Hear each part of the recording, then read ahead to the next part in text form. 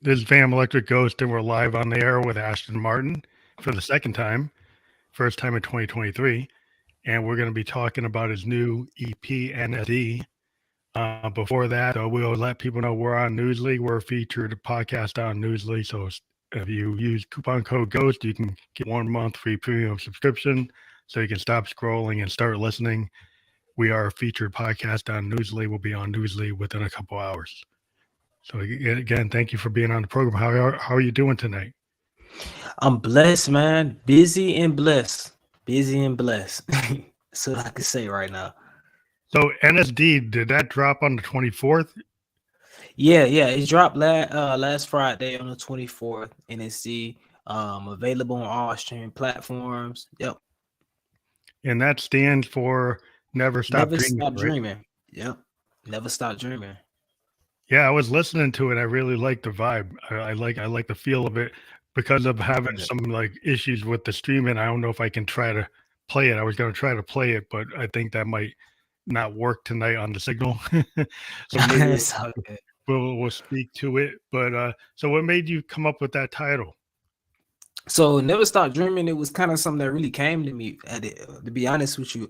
We all hit that point, especially growing older as musicians, where dealing with life and it makes it easy for you to kind of like give up on your purpose and focus more on like what people would call like the reality aspect of things. But on Mm, the flip side of it, it also stands for never stop being aware, because in dreams itself, people think that you are sedated, people think that you are like in a not aware state, but that's actually the most aware state that you are. That's actually where you receive the most inspiration, receive the most information, you know what I'm saying, in your dream things. So it also is saying like never stop being aware of what's around you, never stop being aware of your purpose. You know what I'm saying? That's kind of like the method that I went through when we're coming up with the name of it. But that those things I was dealing with. I was dealing with a lot of different messages, different attacks, different life things, and also dealing with where I was at in my career, where I wanted to go next, and kind of really being unsure. And it really came to me of like, oh, don't give up on your purpose, don't give up on your reason, the original reason for why you started doing what you're doing. yeah, that's always important. I think a lot of things, as a musician, I'm a keyboardist and producer, and I do get a lot of ideas in my dreams. That's why my Yeah, studio is in my bedroom because I can wake up and just jump on my board, jump on my Moog, and it's like, hey, I just had this in my head and just go right to it. Because exactly. I really feel like I got my multi tracks, I got the mic, and I can just go, hey, stream of consciousness, something just came to me, I just boom, put it down, because it's Yeah. like like I do believe that a lot of that stuff that just comes to you, I try to put it down as much fast as I can. And no, I'm the same as that way. And that's kind of how this project was. It was crazy because like even my name Ashton Martin came to me in a dream. Ashton is my actual name, but Martin Mhm. is an acronym. And a producer came up with it. He was like with Martin, he called me Ashton Martin off a play of the car, but I never liked it. So I had to find something in it New, that was like, okay, it got to be something for me in it. And then I thought on it, went to sleep that night. And then it came to me. I just woke up in the middle of the night, motivating all relevant to inspire nations, and that's how Ashton Martin was created.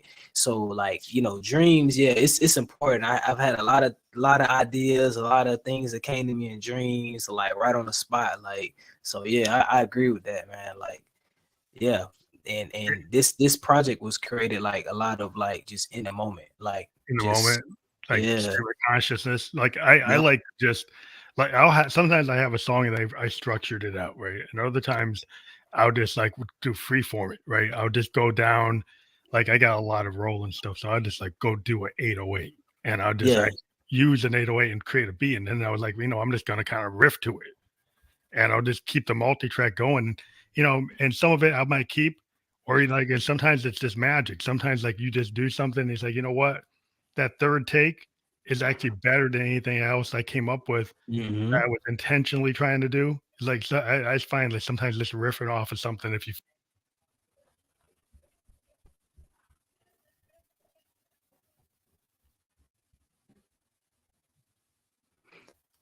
yeah, no, I agree. Just a lot of this, I mean, it was crazy because I had someone say to me that this was the most organized thing that they've heard from me out of all of my recent projects, which is crazy because it's literally the opposite. This was literally the most project that I went in with just like nothing but feeling with this project, nothing but just pure, just inspiration. Some of it wasn't even written; it was just in the moment. So it was just like, yeah, it just goes to show like that process right there is like important and making sure you keep that. Don't get me wrong, like we still structure and organize, but it's like that initial thought, that initial feeling, like you can't take that away. You can't beat that. Like that's what really made NSD. At the end of the day, it was like just that. And I do want to give a big shout out to Blur. He was the one producer that produced the whole project. And he definitely was the heart behind a lot of this inspiration with his instrumentals, what he came up with, you know what I'm saying? So big shout out to Blur, man. Blurred Up. That's cool. Yeah, because I mean, I'm a strong believer that, you know, when I first started, you know, back when I was like 17, I just had, you know, a band in the basement and we just mic'd everything and recorded it right to reel. And I even though people have the DAWs and everything today, I still like to record that way because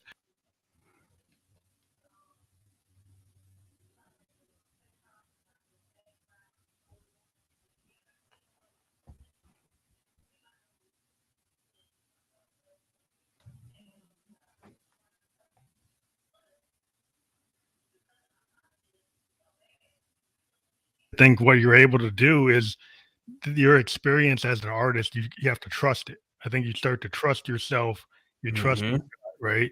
And then you know, like, hey, I know I can do that. It's like the old days with the old hip hop guys. They used to go to the to the battle of the bands, you know, and just kind of riff off each other. And that stuff was magic. You know, like they were just going off the cuff, and some of that stuff is just amazing. Yeah, yeah, for sure. I mean, like in the beginning, it's like it's really just learning to master your craft. Like they say, you put in those 10,000 hours to make you an expert. But after, I feel like once you get to that point where you've like kind of found your voice or found like your part in it in the music, you know what I'm saying? It's like from there, it's really just about the feeling. Because no matter what you do, you can always have those skills that you've built the foundation off of. You know what I'm saying? Now it comes to like making people feel what you feel, you know what I'm saying? That's kind of where I feel like it comes from that at that point.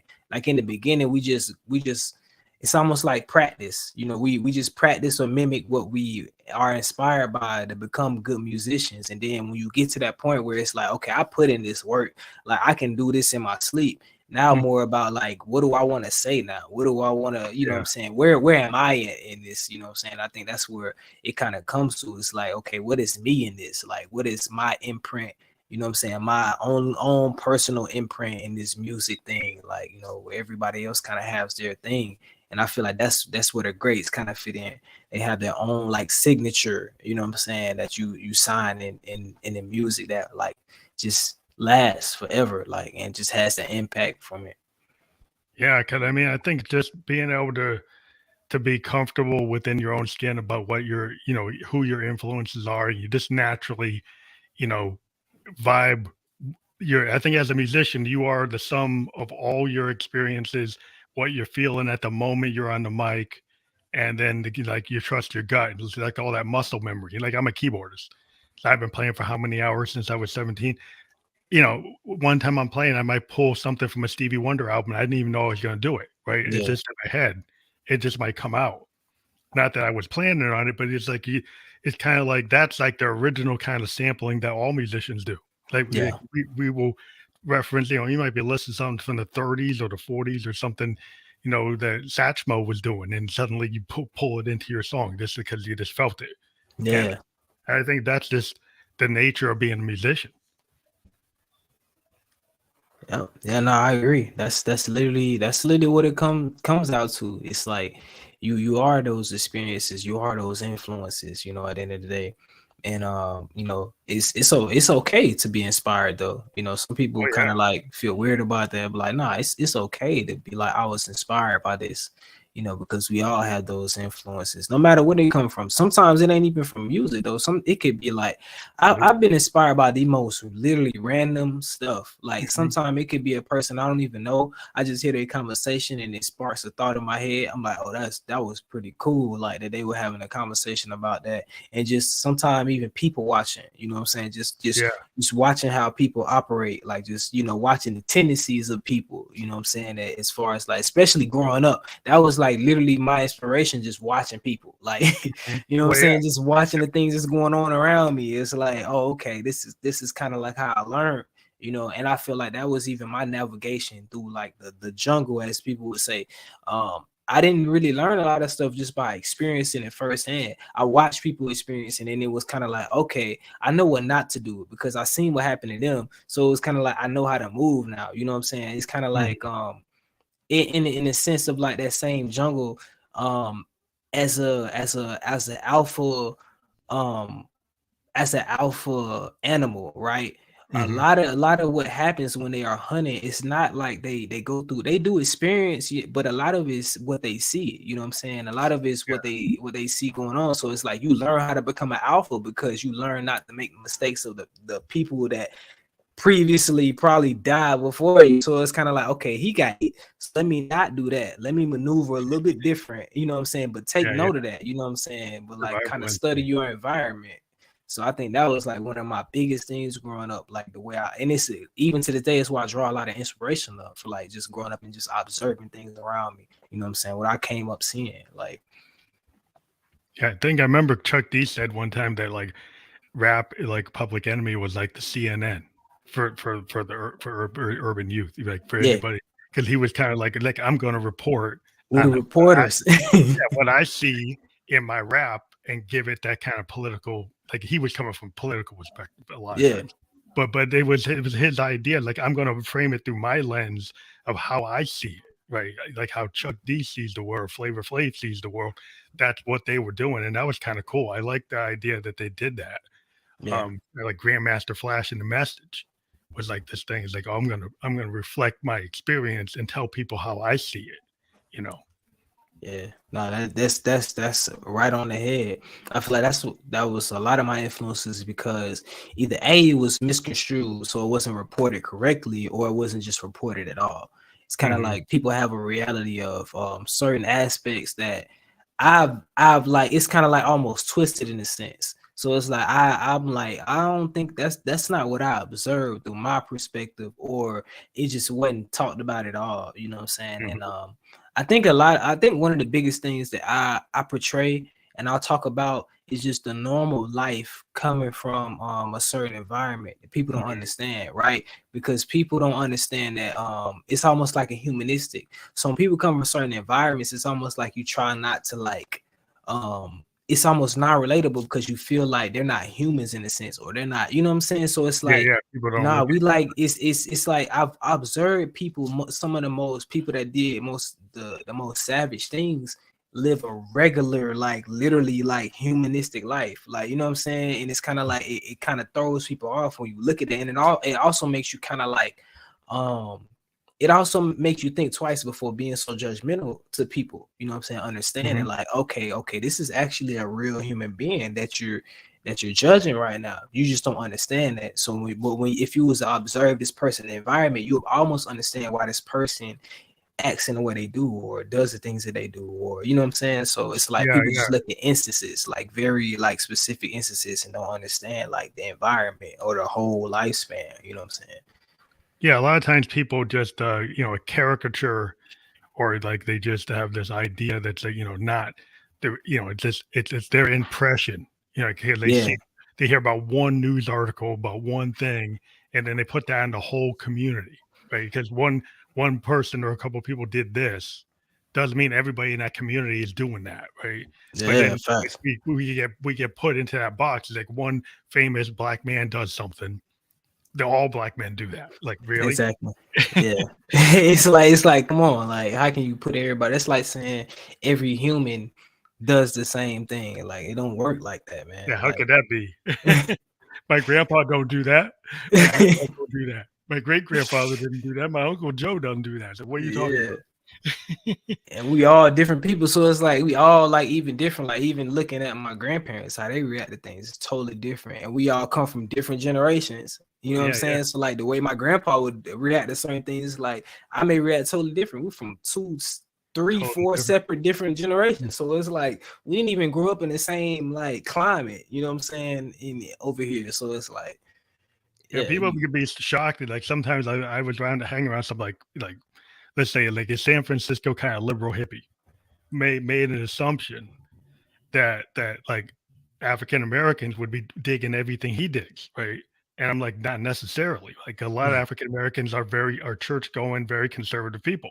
And yeah, this, if you're doing like accent, you're like, well, yeah, you're liberal. It's like doesn't always match what you think, right? So like exactly. they were making an assumption. So like conservatives can make assumptions, liberals can make assumptions, hippies make assumptions, progressives make assumptions. It's like you need to actually know somebody, like Yeah. have a conversation before you go and pin me down. For sure, and just the fact he from San Francisco, you grew up on the West Coast. You know what I'm saying? You grew up on a totally different Yeah, side of things. You know what I'm saying? For me, I'm from the South, so me, I grew up on in the Bible Belt. So it's like a lot of things is you may your perspective may be a totally different. It doesn't mean wrong or right. It's just that we it's grew up on the definitely two different. different totally Yeah, different perspectives. You know what I'm saying? yeah, And I think like it's crazy because meeting a lot of different people, I'm very like observant. It's all I'm like a weird person, right? So like I'm even to the point like I love hearing people accent because I love guessing where they're from. And I'm mm, almost like I'm 85% with it. When I hear somebody accent, I can at least guess. I probably can't guess the city, but I can guess like the area. I'm like, oh, you're from this area because your accent gives me this. You know what I'm saying? And yeah, yeah, it just shows just how different. Like even though we're all from the United, we all can grow up Black Americans in the United States. It just shows even then it's just so different, like from the different areas, the different yeah, yeah. lingo, I the grew up with different the Boston kind of accent, right? Which is yeah. totally different than a New York or down south. And you find some black people with that Boston accent, you're like, what? Yeah, well, the black people live in Jamaica Plains and Roxbury, and they got that Boston accent. And you're like, Yeah. oh, it's not just the Irish guys in South Boston that have it. You know, there's like there's a whole black communities inside of Boston that they have that sound. It's like, and it's not the same. It's like my wife is West Indian. She's from Barbados, and her Yeah. accent's kind of like an Irish Cockney accent. And then on the phone, people confuse her. They think she's from like Scotland or Ireland, and they were like, "What? You're from Barbados?" But they never heard a lot of people from Barbados, so they Yeah. don't know. For sure, for sure. It was fun. Me and my wife we was watching a show, and this actor was actually portraying somebody from Barbados. I went and looked up the actor's information because I was like, she's not Barbados. That's not like the actual Yeah, Barbados accent. I can tell, like, I'm like, that's not it. yeah, And come to find out, she's actually Haitian. She's a Haitian, great yeah, actor totally. though, because It was she was different. putting it on. I'm like, she's good, but it's not. I can tell it's not that because It's I've not heard people Barbados. from Barbados talk, and I'm like, when I was ignorant before I met like a lot of people, I used to think like a lot of the islanders specifically all sounded the same until I started Mhm. meeting different ones from different areas. And I Yeah, remember like specifically about Barbados, one of my favorite teachers growing up was from Barbados. Like he mhm. was like literally he was a history, I think it was some type of history, black history or something like that. But he was like he was very liberal when it came to like the system we was in. He didn't really care about what was the curriculum of how it was supposed to be taught. He just taught it like how history was really history. Mhm. And I remember like being influenced by him, like, oh, he's from Barbados, and he made it clear like this is where I'm from. Like, don't get it twisted. This is where I'm from. Like he made it very clear. So Yeah, I like that accent really stands out to me because I know when I yeah, hear it, I'm like, nah, that's not the real. That's yeah. Different than Jamaica. It's different than Bahamas. It's different than exactly like Dominican Republic. It's totally different. It's like it's each island has its own thing, for and real. and it's like that's what. And then people like, oh, yeah, African Americans and like people from the West Indies, they don't always identify with everything we're doing in the States. Yeah. They're like, I got a different experience, because they may Yeah. have grown up and there's black doctors and black engineers and black people own businesses more because it's a black controlled area. So Exactly. so you have a different perspective. So they might look at like, well, what are you doing? For real, man. Like, you're like, I know people who've got businesses. What are you doing? Facts. I remember like watching a lot of TV, I used to always think growing up that every islander I heard was Jamaican. And then I remember seeing like real Jamaicans. I'm like, bro, you hear like a real Jamaican talk, you almost can't understand what they're saying because it's so much like slang in between what they're saying. I'm like, you almost can't like, you have to like literally piece together sentences because it's like I'm like literally. I remember going to Jamaica and they like talking to me and I'm like piecing together like different parts of the sentence. I'm like, okay, you said that. Okay, I get the gist where you're going because like when you hear from you literally can't understand what they're saying, like because it's like it's almost their own language. It's like their own dialect. Yeah. It's like, even if you go to London, like if you go to Shepherd's Bush, England, and versus London, you're going to get such a weird it's such a different version of the language, and they've got their own kind of slang and stuff that's very local. It's very localized, and so you get this kind of thing with the different areas, even in Europe, like between of France and Italy. You're like, what is this person saying? They're Italian, but it's not the same as what's in Sicily versus what's in another town. They're like, wow, it's totally different, and that's what you start to realize how diverse things are, even in the same kind of zone area. Yeah, for sure. Because like I said, I'm from the South, right? But I'm from Florida, right? So I stay in Georgia now. I stay in Atlanta. So it'd be some things like if I'm talking to people from Atlanta and I'll say certain words, they'll look at me like, bro, what are you talking about? And like, oh, my bad, I forgot. Like, I have to translate. This is what I'm saying. Like, even though we are from the South, we still got different lingo. Like, in Florida, I may speak Delta. They're talking totally different worlds than anywhere else. And it's certain lingo that I can only use with people that's from Florida because they'll only understand it. Because they're like, if I talk to somebody outside, they're like, bro, what? Like, or it may be some people like, I remember I had to like break it down because it's certain words, certain phrases that can be disrespectful outside of where you're from, right? So like you got Louisiana, Florida, Mississippi, Alabama, Georgia, right? Like in that southern belt. We all use different phrases that's like outside of our area. It's disrespectful. So like for example, you got Louisiana, they're very loose with the B word, BITCH. They're very loose, but it's not disrespectful. It's just like when they're really emotional, that's how they speak. If you don't know anything about Louisiana, you never been there, you would take it as disrespect. Like somebody calls you, you're like, hold on, bro, who you talking to? Like, you know what I'm saying? But that's how they communicate. I'm from Florida. We use a different version. We actually say BIH. And it's like it's not disrespect. It's us. That's kind of like a it word for us. It's how we describe a person, place, or a thing. It's like it's natural. It just comes. And like I have to remember that when I'm talking to people. And it's like if I use that in a sentence, somebody might take it disrespectful. They're like, bro, what did you just call me? I'm like, oh, I wasn't calling you that. That's like literally like our lingo. Like, you know what I'm saying? And I remember hearing like two Louisiana people talk. You see some kid from the suburbs, right? And he starts talking like the N word. But he says it with the R instead of like the GA. Yeah. And you're like, you don't got it, man. It's like, hold on, what did you just say? And like, even in Texas, right? So you got in Texas, right? Like normally Hispanics and blacks, it's almost like a separation in different areas. In Texas, it's totally different. It's totally together. So the Hispanics use the N-word like a black person use the N-word. If you're not from Texas, you don't understand. You see this dude, he's light skinned in the mud, he's flying with the N-word. You're like, hold on, bro, this dude tripping. Like, you know what I'm saying? I'm like, it was crazy because I'm like, you have to understand, like, in where they grew up at.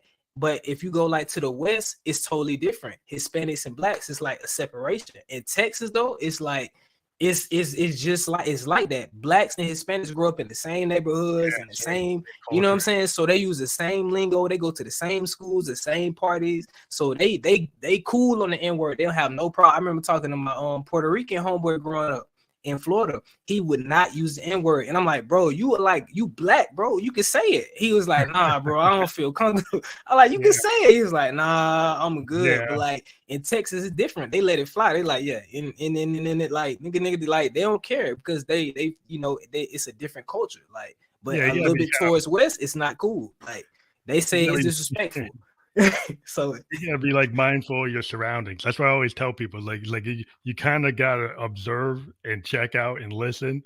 And once you get to a new zone, it's like you might have certain habits, but you gotta like if you get to the new area, you kind of gotta like, you know, you're in Rome, you like do like the Romans do. It's like yeah, for real. Figure it out, right? And ignorance ain't an excuse, man. You get caught like you like I always tell people, ignorance ain't an excuse. So it's like it's kind of like where I grew up at, right? So in the South, I'm from the South, right? But West Coast is gang culture.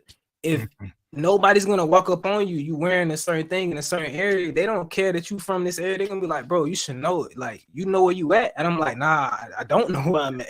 Well, you should know where you at. Yeah, you're supposed You should know that you shouldn't be doing this and wearing this and saying this in this area. Like, you gotta know. Like, it's not an excuse. Like, so it's like you gotta like be mindful of your surrounding. It pays to be like open to things that's outside of where you're from. You know what I'm saying? I feel like a lot of altercations that happen between people a lot of time from out of town is because of that. It's just simply like, you know, if one person would have stepped in that just is not ignorant, they'd be like, oh, bro, he just means this. Oh, okay. It's as simple as that from a whole altercation. Like, Yeah, things are so hair triggered today. People are so uptight.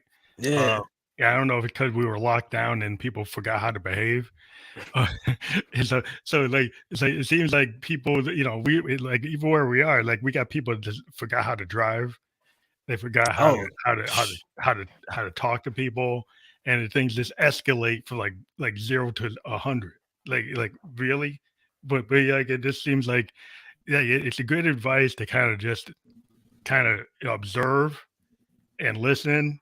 Like it's like listening skills, and I think it's like as an artist, I think that's what we do. Is like we absorb. Right, you were talking about it. You yeah, absorb a for sure. lot, and then you put it into your work, right? Because like we're always documenting like our experience as creative people, right? That's what we're able to do. We're able to make it universal. Yeah, for sure.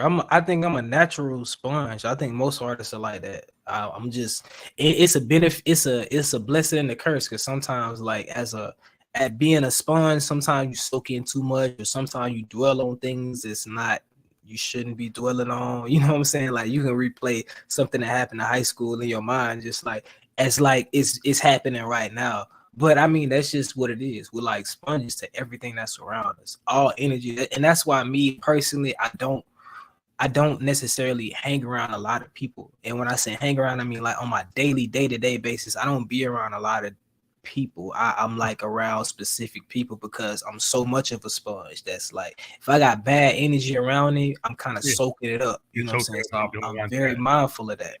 Yeah. So like on the EP NSD, besides the title track, what song is like your favorite song, or you think a song that people should listen to? You probably have all the songs you want people to listen to, but is there a favorite song other than NSD on the EP? If I would say like one song, if you had one song to listen to off the EP, like to probably check out now and then check out the rest later, I would say POV first. Hmm. Because I feel like POV kind of like sets the tone for the whole project. Hmm. It's very introspective. It's the instrumentation on it, the vibe of it is very chill, very mellow, very like you know what I'm saying. But yeah, that was one of my favorite tracks to create. It's very creative, and I also like the story behind it's kind of crazy because I made that in my car. Like so, Oh like wow, that one was crazy. I was in between spots. It was in a hotel, and I like literally just had the mic and like just recorded it in the car, like. that's And awesome. so yeah, that was how that one created. But like even the story behind it, you know, it's a dope track. But yeah, like if I would also say like any other track, I would say take my time, and that Hmm. one is kind of like just you know it's very mellow, chill, but it's one of the vibes on the. I say that I like it out of the all like the song, it's the vibe of the EP. You know what I'm saying? Hmm. But the definition is definitely like POV. What I would definitely say. So like, which song did you write first for the EP? Be Free, technically, right? Hmm. Because I wrote Be Free and I recorded Be Free. Shout out to One True. I recorded at his crib in his studio. But it wasn't made for the EP. It was the first track that me and Blur collaborated on. He had the beat. I was just like literally just in his studio one day and I was like, Hmm. man, I'm finna just knock this out. It was like one take, literally. I just knocked the whole song out. Got it mixed, sent it to him. He was like, bro, this is crazy. And I think I dropped like a snippet of it. Hmm. Matter of fact, it wasn't even a snippet. It was just a acapella, like not acapella, but like the beat playing. And I just literally did it like verbally. and recorded on my IG, and people were like going crazy. They were like, bro, this is crazy. And I was like, oh snap, okay, y'all feeling this? And so I remember coming back to Blurred a year later, and he was like, man, look, we might as well go and make this, you know, we both like, we might as well go and drop a couple more tracks and make this into an EP. And that's kind of like how the EP kind of started. But Be Free technically was like the first track. So I you were think I wrote thinking it that was in going to be a single? 2021. So you thought it was just going to be a single and they start opening it up to be an EP? I didn't know what it was going to be. I just really like, I heard the beat and I just literally wrote to like my feelings. I think I went to his website, as a matter of fact. And we first started connecting because we met through one of our, he grew up with the homie Duke Deszoom, who's a comedian. He's from New Orleans as well, but he stays out here in Atlanta. I knew him first, and he always referred me to him. He was like, bro, you and this guy, y'all need to connect, because I'm telling you, y'all would vibe, y'all would mesh. And like eventually, I think that was around 2020 when the Clubhouse wave kind of started.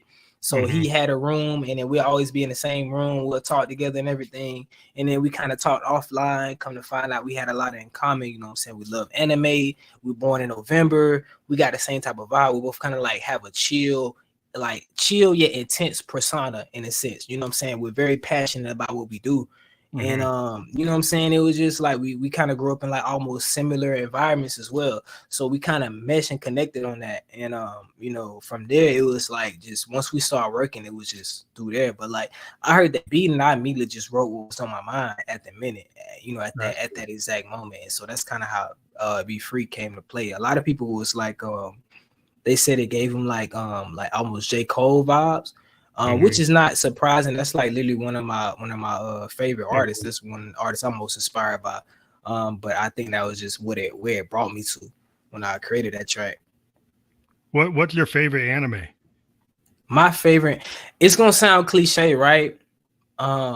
Not that I'm in the anime, but I do want to still say it's Dragon Ball Z, because Dragon Ball Z is the first thing that brought me in anime. But you also got to understand when I was born, like the time frame. I was born around that time, so that's what was. That was what popped in. I'm like, okay, that's what got me into it. Other than that, I'll say Yu Yu Hakusho.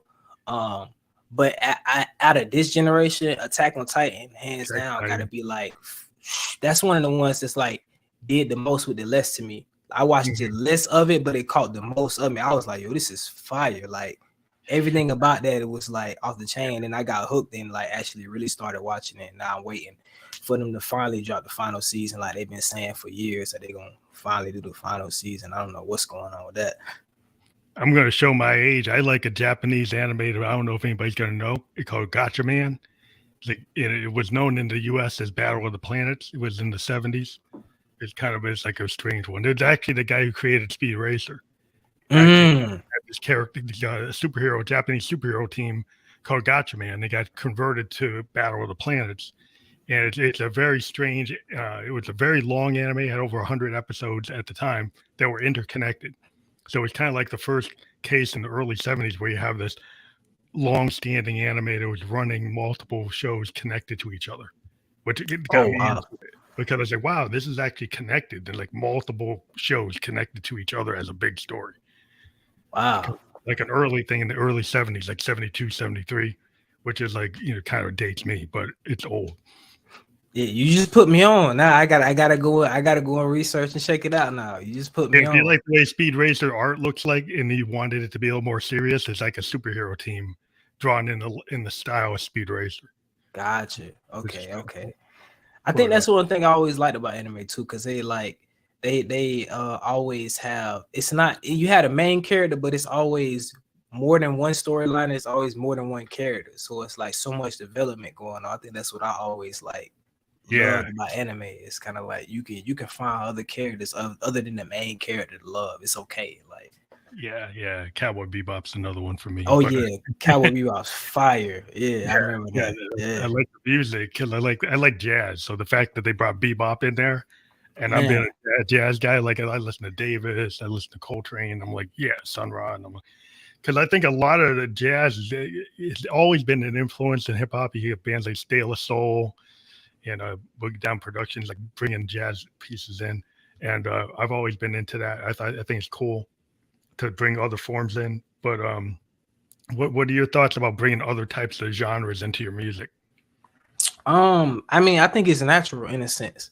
And I think that just comes from background. You know, I grew up around a lot of genres. You know, I grew up around a lot of islander music, soul, jazz, gospel, R&B. You know what I'm saying? So I don't even think it's like intentional. I think it just comes out like of just like out of the DNA of growing up and what you're inspired by. So I think like I think it's always dope, you know what I'm saying? Anytime. And I've grown to actually like rock as I became a teenager. I like really kind of like a little not none of the crazy stuff, but like the soft rock and stuff like that. I was cool. Yeah, I was like, oh, this is pretty cool. Yeah, I heard a rock song like it was crazy. I was watching Hulu and I heard a rock song that came on the ad, and I went and like looked it up and everything. I'm like, this is fire, bro. Like this is this is hot, this is hard. Like, and I was bumping. I remember like my wife was like, I don't like this, but I was like, this is hard. Like you gotta listen to it, you gotta listen to the lyrics, listen to the instrumentation. It's hard. But Yeah, like, I was always I listened to like Thin Lizzy. I don't know if people realize, but there was a black Irish man who was the lead singer of Thin Lizzy. He was a black bass player.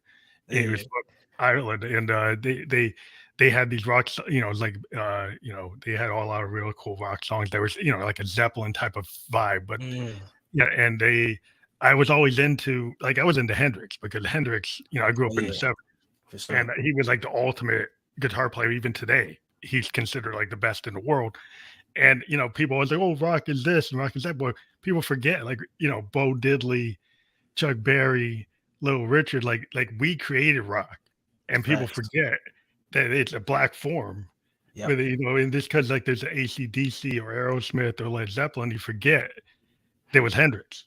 Yeah, for sure, for sure. That always happens. So I feel like even now with hip hop, it's kind of getting to that point. Like people are forgetting, like, you know, we still created this. You know, I know everybody comes to love it and comes to, but remember where this comes from. We created this. This comes from a place. Like it's the real place that this comes from. Like disco wasn't created by the Bee Gees. Yeah, like come on. They were good at it. And I understand everybody knows that, right? It's Saturday night, everybody knows, oh, that's disco. You know, Donna Summer was disco, you know, like there's a lot of disco, and it wasn't just the Bee Gees. They just were like superstar like the Beatles of disco. And then people forgot all the black bands that created it. But exactly.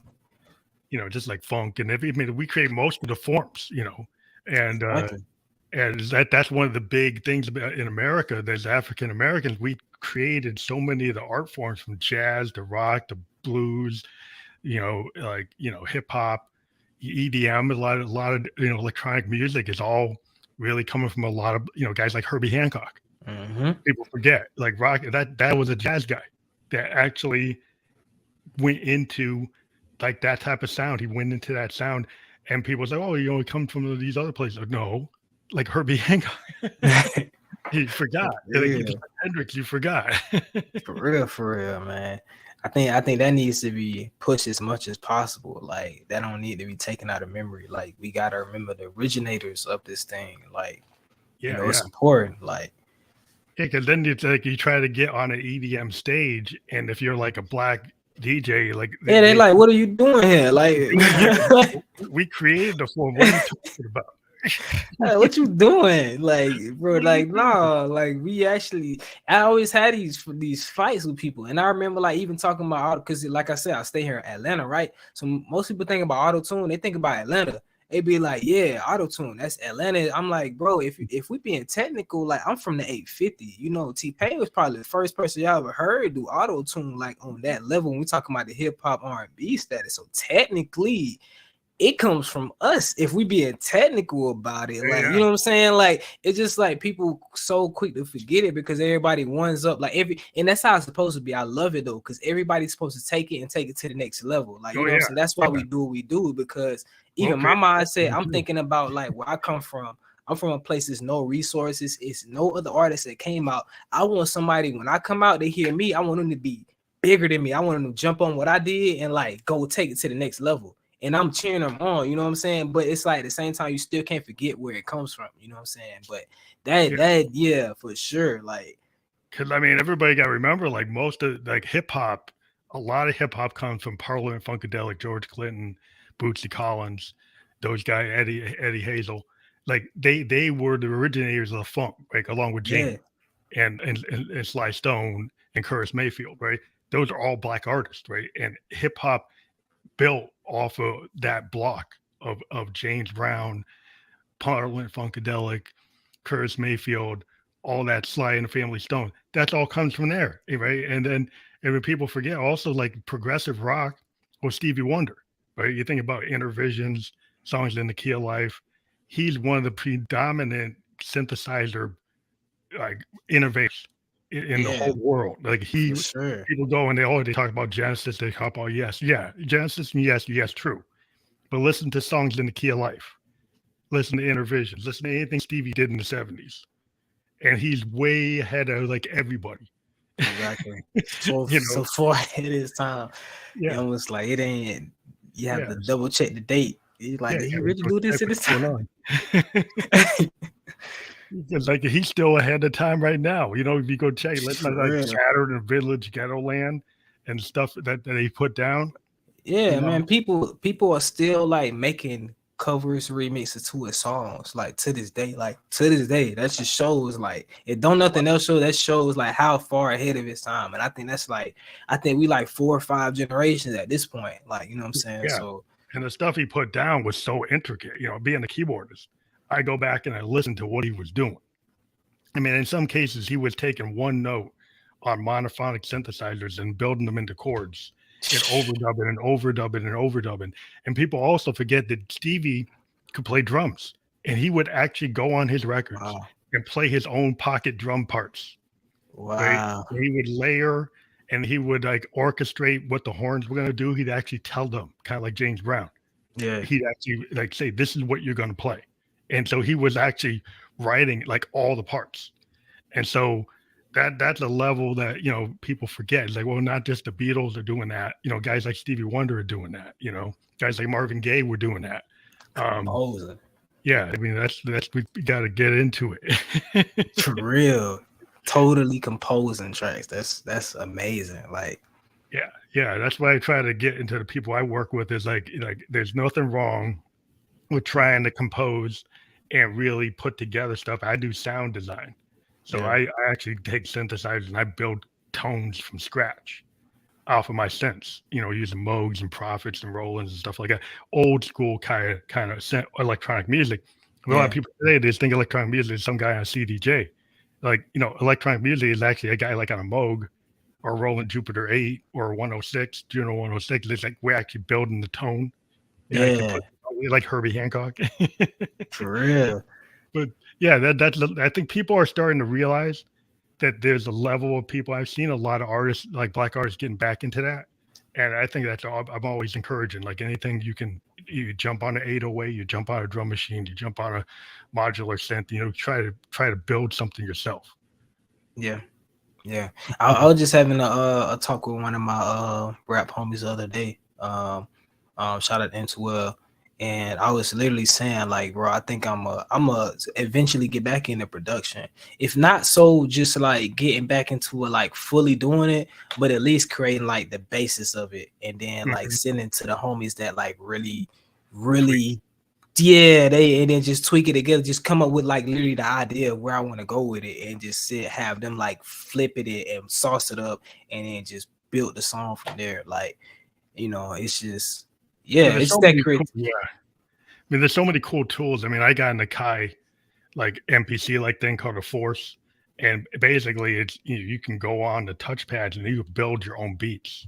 Right, you can actually go in and write them. Right, so you got plugins and stuff, but you're not just clipping samples. You're actually writing things and quantizing the beats, but actually writing your own drum lines, bass lines. Yeah, down because it would actually just. I would love that, because I come from a drummer background. So when it comes to, even when I was making production, it was hard for me, like to like my issue with doing it on the DAW was timing it. You know what I'm saying? I can only do it like if I'm doing it in real time. Like I literally have to hit the 808, hit the drum, you know what I'm saying? Hit the snares. Like that's the only way where it actually really fit into place for me. It was hard for me just to like copy and paste it on there. So it's like, I'm like, okay, I know with me, like I would really like actually have to have like a drum machine where I can really put it together, like, and then, you know, get somebody to like really just go back and do the side. Because my issue with production was what it took from my artistry, and what it took from my artistry was the time, because it was so tedious with getting all the technical things down. I was like, yeah, that's what made me put it down for a while, because I'm like, I gotta master my artistry first. Then when I get to this, then I can dip back into this bag again. But it was like, it was taken away because it was taking me like hours on hours on hours, and it wasn't just the idea of it, it was just like the technical stuff of it. It was just like, I'm like, yeah, this. I always give my kudos to producers and engineers. I give my kudos, bro, because that's some like tedious stuff. I'm like, yo, y'all the ghosts for that, because like that is super tedious. Like, well, for me, it's like I just like to write, and it's like, you know, because I'm a keyboardist, I can naturally put stuff together. Because I like, you know, melodies and chords, and that's what we do. And then a lot of these cool devices, like these MPCs and Akai Forces, what they're cool about them is like the, you know, beat focus. Like you get bands like De La Soul and the Public Enemy and the old school rap bands, they would use MPCs heavy, you know, because you could go in and you can clip stuff up, but you could build your own stuff. It's kind of like an 808 on a TR recordings thing. You can just go and start, you know, popping, you know, 4 on the floor, and you can start throwing the cymbals in, you start throwing, you know, stuff together, and it would be easy to kind of quantize it, but you're not just moving it on a grid. You could actually you can actually play it on the pads. So even if you don't know how to play a keyboard, you could go on the pads and like figure out, okay, here's the notes, and I'm not a keyboardist, but I can still hear what I want. And then put it down, kind of like James Brown used to go and this scat the rhythm and scat the melody to his band. Like if you listen to old James Brown tapes, he's actually going do that, dot, dot, dot, dot, and saying telling the band how to play. He would tell the drummer exactly. He'd tell him what to do, and then he'd say, tell the bass player. He's like, oh no, go boom, dun, dun, dun, dun, dun. He would actually hear him doing that. You heard like Michael Jackson used to do that. If you listen to tapes with him, like Quincy Jones, he's actually vocalizing with his voice what he wants the parts to be, and so that's still writing the part. You know, you can do that. Exactly. Yeah, you think about a lot of those guys, that was live back then too. So like, if any artist has an experience with doing a live band, that's like what it is at the time, especially if it's no rehearsal, it's on the spot. It's kind of like you're literally like, all you got is your instrument of your mouth. You kind of like telling like, yeah, give me that. Okay, cool. Then you do, like, you know what I'm saying? So that's super hard in here. Like, and the drummers just pick it up. Like even if like I would be with drummers, like, and the singer just starts singing. And the drummer, natural drummer knows what to put down once somebody starts singing, right? So if you're like a singer, that's your voice. And a hip hop person, like that's your instrument, is your voice, right? So if you got a real drummer or a bass player and they start hearing you rap or hearing you sing, they'll start jamming. And I think that's where a lot of hip hop is going. Like you see guys like, you know, Kendrick Lamar, he's got like live bands. You know, there's a lot of guys that will have like, you know, the Odd Future guys, they had live bands. Brockhampton, they had live bands. Because like if you can get to that point where you can get like a live, like a Motown type of band, like you know, like those type of guys, that you get these like really good studio musicians, and they just hear what you're doing, and they would just naturally know what to do with it. Exactly. Man, come on, because it's like we all fit in our pocket. Once I hear the drummer getting in his, I already know what I'm set. Everybody else you could pick up after that, but once I get the rhythm from the drummer, it's like, okay, I'm going in. You got it. I know what to do. I know exactly what to do from this point.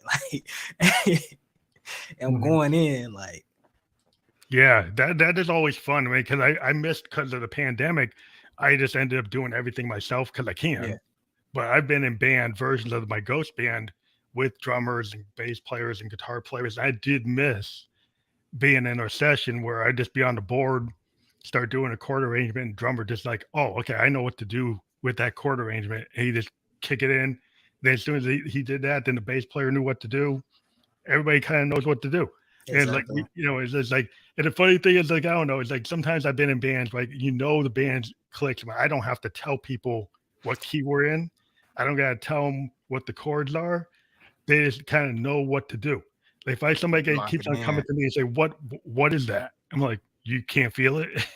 For real, yeah, for real. Like you feel it. Like I don't even know, because it's been sometimes I didn't perform bands and it wasn't even the key of the original song recording, but it's just like I knew, like as soon as, and that's what I love about bands as well, because sometimes you create, like even with live performance, you create something totally different. Like yes, it's the same thing as a track, but it's something totally different. We're in a totally different key, we're in a totally different vibe, rhythm. We're somewhere else with it, like. And the only way you can experience, you have to be there to experience it. Like you can't experience, and that's why I see why people do, like even when they do the regular album, they go back and do like a band version of it, like, you know, because you can't beat that, bro. Like that live. Yeah, there's something about it because, like, it's something. you know, Yeah, because when you're different, with man. a natural musician, right? Like I always get with some guys. Like what I ran into is really interesting. I ran into a classical musician, right? And they're very, but they read off of sheet music. And so if you put them with like a jazz band, they don't know what to do. And I was really shocked. Like I invited a guy, he was like a classical guy, and I thought he would be able to because he's a musician.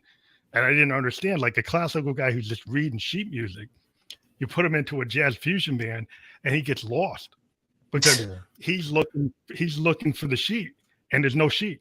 Cause we're just going off and you don't know what, he doesn't know what to do. And I was these guys so are off script right now. I don't know where are you?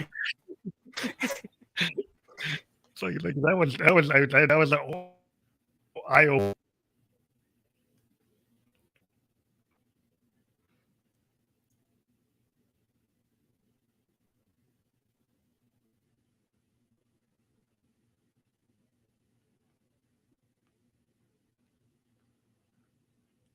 But yeah, you don't feel the same way. So that's, I think that's kind of like a free form, kind of free flowing guy that goes to an open mic night. Then you don't need the script, but you just go off. yeah, for sure. And I think that's natural to me. I come from like I said, a church background. We weren't playing off no sheets. I'm drumming, like I'm literally going with the choir, and then you might have to deal with somebody that's off, because a lot of time they was off, or I might be in the choir. Somebody's off in my ear, so I'm going what I'm going with at that moment. So I come from like that. Freestyling to me, like anything like that was like in the moment, is so natural to me because that's what I'm used to doing. Like I'm used to building like that. I'm used to going off in the moment, like. But yeah, does that get harder when you work with producers to try to tighten it up? Like I understand, like sometimes you work with somebody and it's like we're trying to build something tighter, right? But sometimes what I find is like, okay, I'll do it, but I find it's not as enjoyable as if I was with the guys doing the fusion. No, it's not as fun at all. And that's why I want to give a shout out to Outlaw B, because he kept it raw. Like in the mix of this project, he kept it really raw. And that's what I wanted it to be. I didn't want it to be super clean. Like I didn't want it to sound super tight. Like I wanted it raw because that was like the feeling. It was in the moment. It was like, and that's where I wanted to stay at. I wanted that rawness, that feel in it. I feel like it translated perfectly through the music. Like. Yeah, because that's like my new recording technique, which I've been doing for a while, is I actually will go and do a live like Facebook event, and then I'll put all my multi tracks on, and I'll just go and jam for like an hour and a half. Then I go back and I listen to the tape. And what I like about that kind of writing session is, like, if I am in a writing session and I don't go do that, then I might stop and start, right? Because I'm trying to get it right. But if I go and say I'm just going to free flow like a jam, like it's a live concert, then I have to complete a thought without starting and stopping. I have to go and actually just try to do it. And I find that you don't know where you're going to go, but you go. And you just, if you have that muscle memory, you have that experience. And to find that the songs I've written like that are far superior than the ones I actually sat down and tried to compose. Piece together. Yeah. I feel that. It's still more natural. Yeah. It's the same as that way for me. The same as that way. Yeah. And then I also feel like it translates live too. When you perform it live, it translates. That's why I always like with my verses, of course, we're not in a perfect world, so I don't record every verse just one take. You know what I'm saying? Obviously. But I try to get as close as I can, because I know when I'm performing, like if I sit here and just piece and paste this together, like just sitting here doing it, when I'm performing, it's not gonna translate right because it's not how I recorded it. But if I can do it more like raw live, like as close as I can get to it, it's like when I perform it, it's gonna translate. You know what I'm saying? And that's what I do when I record. And it even translate to my flows. That's why I flow a certain way, because I don't try to like do it so much like to the point where I can't do it live. I hated that. That's when I first started early on performing. That's one thing I hated about my earlier tracks, because I was like, this don't translate right when I perform it live. So let me go back in the studio when I'm recording with that mindset of how I'm performing live. Like, let me be easier on myself in a sense. You know what I'm saying? Because I was killing myself. Like, hey, I'm going live trying to perform this stuff from the studio. I was killing myself. So I'm like, okay, let me take that mindset when I go in the booth, because it's like, keep in mind, you're gonna do this live, so it's like you gotta, you know what I'm saying? Like, so Yeah, I think that a lot of bands today get locked into the fact that they've got all their backing tracks and they've got their Ableton or their Pro Tools or their Logic version of their song, and then they get locked into it, and they were cutting and pasting and moving things around so much that it doesn't have the feel of something like you go back to like 82 or 79 early hip hop. It doesn't have that kind of feel because they most likely live recorded it. Yeah, And for sure. maybe it's a third or fourth take, but they actually went all the way through, right?